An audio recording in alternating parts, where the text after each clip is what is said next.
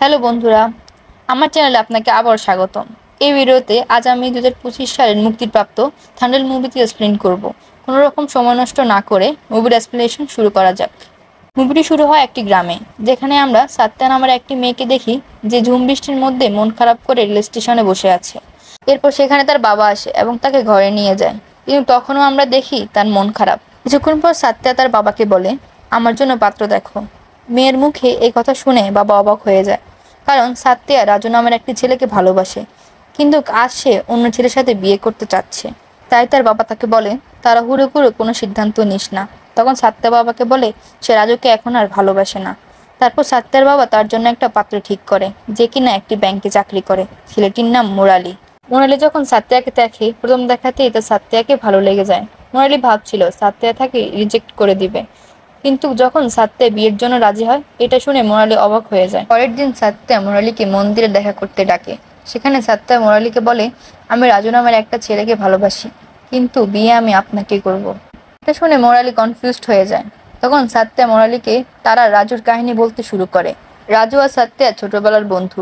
তারা ছোটবেলা থেকে একে অপরকে ভালোবাসে। ধীরে ধীরে যখন তারা বড় হয়, ওরা বুঝতে পারে তারা দুজন দুজনকে ছেড়ে কখনো থাকতে পারবে না। এখানে রাজুর ব্যাপারে আমরা জানতে পারি, রাজুর বাবা অনেক বছর আগেই মারা গেছে। সে তার মায়ের সাথে থাকে এবং সাগরে মাছ ধরার কাজ করে। আসলে সেই গ্রামের সব ছেলেরাই এই পেশায় রয়েছে। তাই তারা বছরে 3 মাস গ্রামে থাকে এবং বাকি 9 মাস সাগরে মাছ ধরে বেড়ায়। গভীর সমুদ্রে নেটওয়ার্ক থাকে না, তাই সাত্য়া এবং রাজু একে অপরের সাথে কথা বলতে পারে না। কিন্তু যখনই নেটওয়ার্ক পেত, রাজু সাথে সাথে সাত্যাকে কল করত। আর এইভাবেই 9 মাস কেটে যায়। আজ সাত্য়া অনেক খুশি, কারণ আজ রাজু ঘরে ফিরবে। রাজু সমুদ্র থেকে এসে প্রথমে সাত্যার সাথে দেখা করে।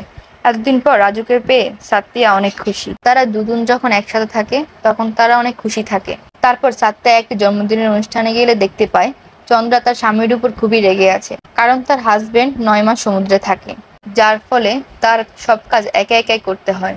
তাছাড়া সমুদ্রে নেটওয়ার্ক না থাকায় সে তার হাজব্যান্ডের সাথে কথাও বলতে পারে না। এটা দেখে সাত্য়া চন্দ্রাকে বলে, অন্তত 3 মাস তো তোমার স্বামী এখানেই থাকে, আর এই 3 মাস তোমরা সুন্দরভাবে থাকলেই তো পারো। তখন চন্দ্রা সাত্যাকে বলে, বিয়ের পরে তুই বুঝতে পারবি, যখন রাজু তোকে ছেড়ে 9 মাস সমুদ্রে থাকবে। কিন্তু সাত্য়া এই কথাকে কোনো গুরুত্ব দেয় না, কারণ সাত্য়া রাজুর সাথে একটি ভালো সময় কাটাতে চায়। এভাবে 3 মাস কেটে গেলে রাজু আবার সমুদ্রে চলে যায়, আর সাত্য়া তার অপেক্ষা করতে থাকে। একদিন সাত্য়া জানতে পারে চন্দ্রার ভাই সমুদ্রে মারা গিয়েছে। তার লাশ গ্রামে নিয়ে আসা হয়। এটা দেখে সাত্যার খুব খারাপ লাগে। তারপর সাত্য়া খুব চিন্তিত হয়ে পড়ে। সে তার বাবাকে বলে, এখানকার সকল পুরুষই তো মাছ ধরতে যায়, তুমি যাও না কেন? তার বাবা উত্তরে বলে, তারও মাছ ধরা খুব পছন্দের এবং সেও আগে মাছ ধরতো, কিন্তু একবার সে 9 মাসের জন্য মাছ ধরতে গেলে ফিরে এসে দেখে সাত্যার মা মারা গেছে এবং তার অন্তিম সংস্কার হয়ে গেছে। এটা শুনে তার বাবার খুব আফসোস হয়। সে তার বউকে শেষবারের মতো দেখতে পায়নি। তখন সাত্য়া ছোট ছিল। সাত্যার মুখের দিকে তাকিয়ে তার বাবা আর কখনো সমুদ্রে যায়নি। এরপর সাত্য়া বলে, রাজুও তো সমুদ্রের কাজ করে, তাহলে রাজুর সাথে তার সম্পর্কটা তার বাবা কেন আটকায়নি? তখন তার বাবা বলে, সাত্যার বিয়ের সিদ্ধান্ত শুধুই তার। তিনি শুধু এতটুকুই চান, রাজুর ভাগ্য যেন তার মতো না হয় এবং সাত্যার ভাগ্য যেন তার মায়ের মতো না হয়। এরপর আমরা জানতে পারি রাজুর বাবাও সমুদ্রে মারা যায়। তিনি এখানকার জেলেদের সর্দার ছিল, এমনকি তাদের জন্য তিনি নিজের প্রাণও দিতে পারতেন। বাবার পর এখন রাজু এখানকার সর্দার, কারণ রাজুর মধ্যেও তার বাবার গুণাগুণগুলো রয়েছে। তারপর আমরা সাত্যাকে দেখতে পাই যে খুবই চিন্তিত হয়ে আছে। অজানা এক ভয় নিয়ে সে রাজুর জন্য অপেক্ষা করছে। তার জন্য প্রতিটা দিন কাটানো ছিল খুবই কষ্টের। সে শুধু এটাই প্রার্থনা করে রাজু যেন নিরাপদে থাকে। কিন্তু এবার 1 মাস পার হয়ে যাওয়ার পরেও রাজুর কোনো ফোন আসে না। একদিন নেটওয়ার্ক পেয়ে রাজু সাত্যাকে কল করলে সাত্যা রাজুকে বলে, প্রতিবার 1 মাসের মধ্যে কল দাও, এবার 6 দিন কেন দেরি করলে?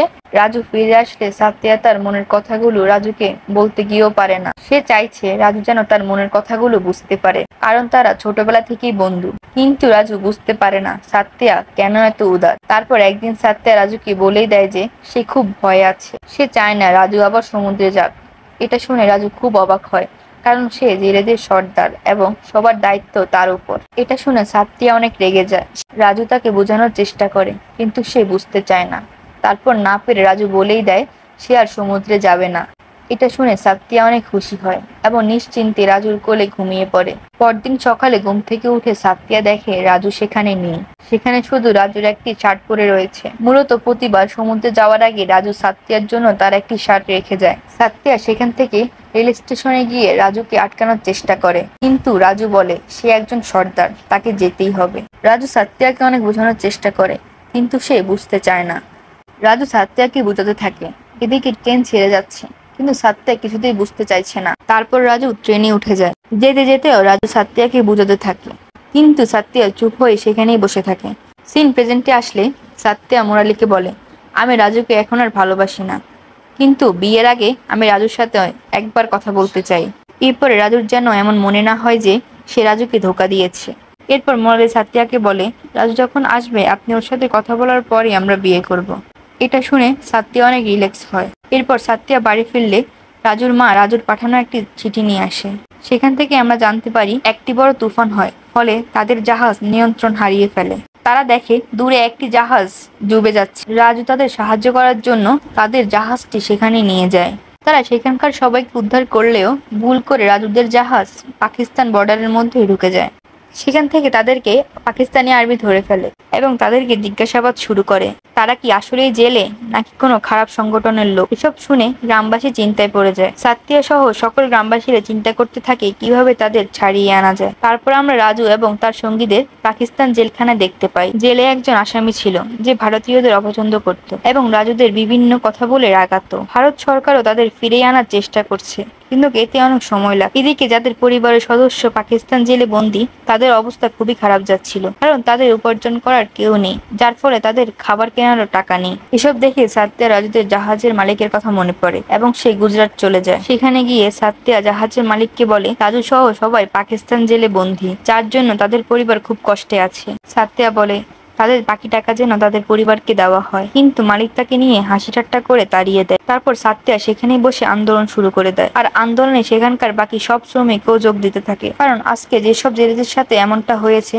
তা বাকিদের সাথেও হতে পারত। পরিস্থিতি খারাপ দেখে মালিক তাদের সব টাকা দিয়ে দেয়। সাত্তিয়া টাকাগুলো নিয়ে গ্রামে এসে তাদের পরিবারকে ভাগ করে দেয়। এটা জানার পর জেলে থাকা রাজু ও অন্যরা খুব খুশি হয়। সাত্তিয়া এবং বাকিরা মিলে বিভিন্ন লোকদের সাথে যোগাযোগ করে তাদের ছাড়িয়ে আনার জন্য। তারা জানতে পারে সকল প্রজেক্ট শেষ হয়ে 15ই আগস্ট তাদেরকে মুক্তি দেওয়া হবে। এটা শুনে রাজুরা খুব আনন্দিত হয়, কিন্তু সাত্তিয়া এখনো রাজুর উপর রেগে আছে। সাত্তিয়া ডিসিশন নেয় রাজু ছাড়া পাওয়ার 6 দিন পর সে বিয়ে করবে। সাত্তিয়া এটা মুরালিকে জানায়। মুরালি সাত্তিয়ার সিদ্ধান্ত অনুযায়ী বিয়ের কার্ড ছাপিয়ে ফেলে। সাত্তিয়া এবং বাকিরা খুবই আনন্দিত হয় যে এতদিন পর রাজুরা আবার গ্রামে ফিরছে। কিন্তু যেদিন তাদেরকে ছাড়া হয় সেদিনই আর্টিকেল 370 বাতিল করা হয়, যার ফলে পাকিস্তানে দাঙ্গা শুরু হয়। যখন এদেরকে এখান থেকে অন্যত্র নিতে যায় তখনই তাদের উপর কিছু লোক হামলা করে। তাদের থেকে বাঁচার জন্য তারা পালিয়ে যায়। সবাই ভাবে দাঙ্গার সুযোগ নিয়ে এরা পালিয়ে গেছে, কিন্তু তারা আবার জেলে ফিরে আসে। এটা দেখে পাকিস্তান আর্মিরা অবাক হয়। এরপর তারা তাদেরকে আবার ফিরিয়ে দেওয়ার কার্যক্রম শুরু করে। জেলের সেই খারাপ আসামি আবার রাজুদেরকে তাদের দেশ নিয়ে উস্কানিমূলক কথা বলতে থাকে, কিন্তু এবার রাজু দেশের সম্মান রক্ষার্থে তাদের খুব মারধর করে। এর কারণে জেল কর্তৃপক্ষ রাজুকে আবারও সাজা দেয়। রাজুও সেটার জন্য প্রস্তুত ছিল। সাত্তিয়া আবারও তাদেরকে ছাড়ানোর চেষ্টা করে, কিন্তু তাতে কোনো লাভ হয় না। এরপর সাত্তিয়া সে রাজনৈতিক নেত্রীকে আবারও কল করে, যার জন্য আগেরবার বেল অর্ডার এসেছিল, কিন্তু এবার কল করে জানতে পারে সেই নেত্রী মারা গেছে। এরপর সাত্তিয়া, চন্দ্রা ও মুরালি দিল্লি আসে। তারা জানতে পারে ওই নেত্রীর মৃত্যুর পর তার মেয়ে সবকিছু দেখাশোনা করছে, তাই সে নেত্রীর মেয়ের সাথে দেখা করতে চায়, কিন্তু তারা কোনোভাবেই তার সাথে দেখা করতে পারছিল না। একদিন সাত্তিয়া বউ সেজে নেত্রীর গাড়ির সামনে দাঁড়ায়। এভাবে একজনকে বউ সেজে রাস্তায় দাঁড়িয়ে থাকতে দেখে ওই নেত্রী তাকে গাড়িতে তুলে নেয়। বাসা যাওয়ার পর সাত্তিয়া তার কাছে সবকিছু জানায়, কিন্তু সে ব্যাপারটা তেমন পাত্তা দেয় না। তারপর সাত্তিয়া দেওয়ালে নেত্রীর মায়ের ছবি দেখে বলে, আপনার মা তাদেরকে ছাড়ানোর জন্য অনেক চেষ্টা করেছেন, তিনি আমাদের কষ্টটা ঠিকই বুঝেছিলেন, এটা আপনার মায়ের শেষ ইচ্ছা ছিল। সাত্তিয়ার কথা শুনে নেত্রী অনেক ইমোশনাল হয়ে যায়। তিনি সাত্তিয়াকে বলেন, 3 দিন পর তোমার বিয়ে এবং বিয়ের আগেই আমি রাজুদের ছাড়িয়ে আনবো। এটা জানার পর রাজু এবং তার সাথীরা অনেক আনন্দিত হয়, কারণ অবশেষে তারা ভারতে তাদের প্রিয়জনদের কাছে ফিরতে পারবে। অবশ্য রাজুর সাথীরা সবাই জানে সাত্তিয়া অন্য কাউকে বিয়ে করছে, কিন্তু রাজুকে তারা কিছু জানায়নি, কারণ রাজু এতে কষ্ট পাবে। তারপর আমরা দেখতে পাই রাজু সহ সবাইকে বর্ডার পার করানো হচ্ছে। তারা মোট 22 জন ছিল, কিন্তু 21 জনের নাম ডাকা হয়। আসলে তাদের মধ্যে একজনের কাছে কোনো জাতীয় আইডি ছিল না, যার কারণে এটা প্রমাণই হয়নি যে সে ভারতীয় নাগরিক। এটা দেখে রাজু বলে, আমরা 22 জন এসেছিলাম, এখন আমরা সবাই একসাথেই বের হব। আমি লিচুকে ছেড়ে কোথাও যাব না। তারপর রাজুর আঙ্কেল রাজুকে বলে, তোমাকে যেতেই হবে, সাত্যার অন্য কারোর সাথে বিয়ে হয়ে যাচ্ছে। এই কথা শুনে রাজু প্রথমে বিশ্বাস না করলে তার আঙ্কেল তাকে বিয়ের কার্ড দেখায়। এটা দেখে রাজু অনেক কষ্ট পায়, কিন্তু তারপর রাজু সিদ্ধান্ত নেয় সে লিচুকে রেখে কোথাও যাবে না। এরপর পাকিস্তানি আর্মি ইন্ডিয়ান এম্বাসির সাথে যোগাযোগ করে, কারণ রাজুরা সবাই বর্ডারে থেকে যাচ্ছে। তখন ইন্ডিয়ান এম্বাসি ওই লোকের আইডি কার্ড বের করে, যার ফলে সবাইকে ছেড়ে দেওয়া হয়। সবাই গ্রামে ফিরে আসলেও সাত্তিয়া রাজুর সাথে দেখা করার সাহস পাচ্ছে না, কারণ সে রাগের বশে কথা বলা বা দেখা না করার সিদ্ধান্ত নিলেও সে এখনো রাজুকে ভালোবাসে, যেটা মোরালিও বুঝতে পারে। মোরালি সাত্তিয়াকে বলে, দিল্লিতে আপনি বউ সেজেছিলেন, কিন্তু সেটা রাজুর জন্য। আপনি রাজুকে অনেক ভালোবাসেন, এটা আমি বুঝতে পেরেছি। মোরালি আরো বলে, আপনার মতো মেয়েকে বউ হিসাবে পাওয়া ভাগ্যের ব্যাপার। সাত্তিয়া খুশি হয়ে মোরালিকে বলে, তাহলে কি আমি যেতে পারি? মোরালি বলে, আপনি তো কখনো আমার সাথে ছিলেনই না। এরপর সাত্তিয়া দৌড়ে রাজুর কাছে চলে যায় এবং রাজু বুঝতে পারে সাত্তিয়া এখনো তাকে অনেক ভালোবাসে। এরপর তাদের দুজনের মধ্যে সব ঝামেলা মিটে যায় আর তারা সিদ্ধান্ত নেয় তারা খুব শীঘ্রই বিয়ে করবে, এবং এখানেই সিনেমা শেষ হয়।